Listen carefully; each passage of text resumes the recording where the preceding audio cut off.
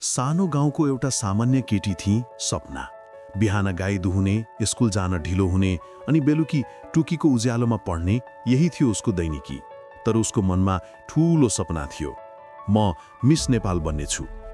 सबैजना यो सुनेर हाँस्थे, हाम्रो गाउँकी केटी मिस नेपाल, असम्भव। तर सपनाले हाँसो सुन्दिन। उसले हरेक दिन आफूलाई तयार पार्दै गई। अनि ऊ सहर गइन्। सहर पुग्दा सबै कुरा फरक देखिन्थ्यो। चम्किला बत्ती, ठूला भवन अनि कडा प्रतिस्पर्धा। तर उसले हार मानेनन्। बिहान क्लास, बेलुकी पार्ट टाइम काम गरेर जीवन धान्न थालिन्। र हरेक समय आफ्नो सपनाको लागि योजना बनाउन थालिन्।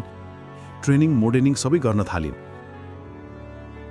कहिले हल्ला, कहिले निराशा, कहिले आँसु पनि आयो।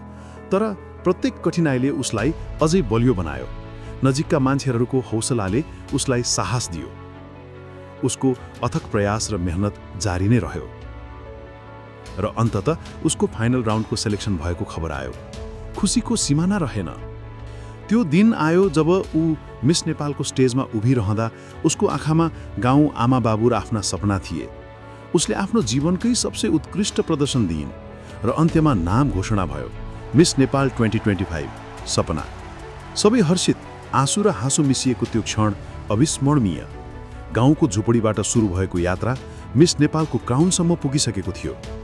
सपनाले सम्झी, म यहाँसम्म आफ्ना लागि आएकी होइन, अरूका लागि पनि केही गर्नुपर्छ। त्यसपछि ऊ गाउँ फर्की। गाउँमा ऊ आफ्नो पुरानो घरमा पुगेर सबैलाई भेटिन्।